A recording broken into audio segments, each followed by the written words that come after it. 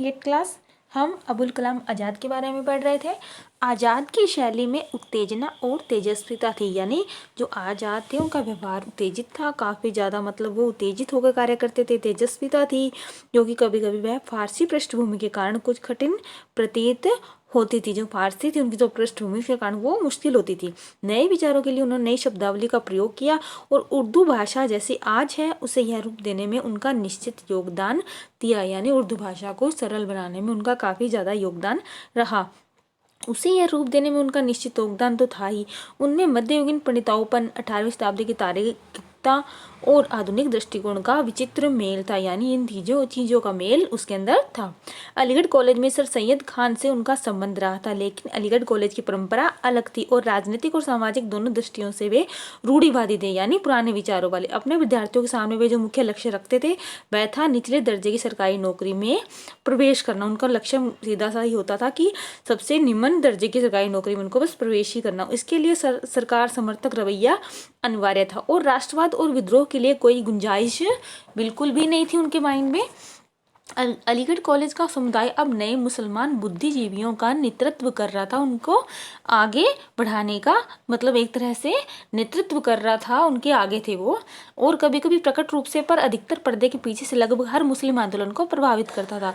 मुस्लिम league की स्थापना मुख्य रूप से इन्हीं लोगों के प्रयास से हुई थी, इन्हीं लोगों के प्रयत्न से हुई थी। अबुल कलाम आज़ाद ने इस पुरातन पंथी और राष्ट्र विरोधी भावना के गढ़ पर हमला कर दिया। यह काम उन्होंने ऐसे विचारों के प्रसार से किया जिनसे अलीगढ़ परंपरा की जड़ ही खोद दी, यानी वो राष्ट्र विरोधी जो भावना के लोग थे उन पर हमला कर दिया था, उन्होंने उनके विरुद्ध हो गए थे वो। इस युवा लेखक और पत्रकार ने मुस्लिम बुद्धिजीवी समुदाय में सनसनी पैदा कर दी, यानी उनके रोंगटे खड़े हो गए थे। यद्यपि बुजुर्गों ने जो बूढ़े थे उन पर वही चढ़ाई, पर युवाओं के दिमाग में उनके शब्दों ने उत्तेजना पैदा कर दी थी। नेशनल कांग्रेस जिसकी स्थापना सन 1885 ईस्वी में हुई थी, जब प्रौढ़ हुई यानी युवावस्था से आगे आई, जब मैच्योर हुई तो एक नए ढंग का नेतृत्व सामने आया। ये लोग अधिक आक्रामक और अवज्ञाकारी थे और बड़ी संख्या में निम्न मध्य वर्ग, विद्यार्थी और युवा लोगों के प्रतिनिधित्व थे।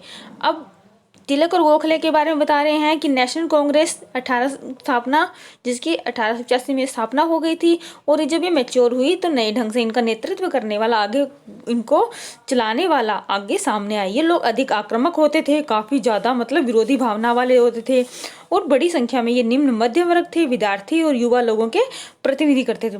बंगाल विभाजन के विरोध में जो शक्तिशाली आंदोलन हुआ था उसमें इस प्रकार के कई योग्य और ओजस्वी नेता उभर कर आए, लेकिन अब सच्चे प्रतीक महाराष्ट्र के बाल गंगाधर तिलक थे। पुराने नेतृत्व के प्रतिनिधि भी कम उम्र के मराठा सज्जन गोपाल कृष्ण गोखले थे। अब इसमें तिलक और गोखले के बारे में बता रहे थे। क्रांतिकारी नारे हवा में गूंज रहे थे और संघर्ष जरूरी था।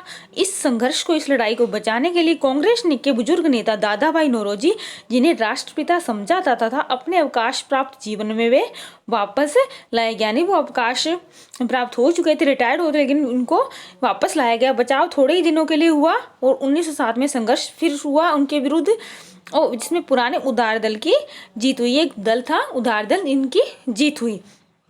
पर इसमें संदेह नहीं है कि राजनीतिक दृष्टि से सजग भारत की बहुसंख्यक जनता तिलक और उनके समुदाय के पक्ष में ही थी। कांग्रेस का महत्व काफी कुछ घट गया था और बंगाल में हिंसक गतिविधियां सामने आ रही थी, यानी अब ब्रिटिश सत्ता के खिलाफ कुछ नेता उभर कर सामने आ रहे थे, कुछ युवा सामने आ रहे थे, जिसमें तिलक, गोखले थे और अवकाश प्राप्त दादा भाई नौरोजी भी थे। और इनकी संघर्षों में छोटी छोटी विजय होती जा रही थी, फिर भी देश में एक तरह से कह सकते हैं कि संघर्ष आंदोलन जारी था। इसी के साथ हमारा जो ये चैप्टर है वो कंप्लीट हो गया है।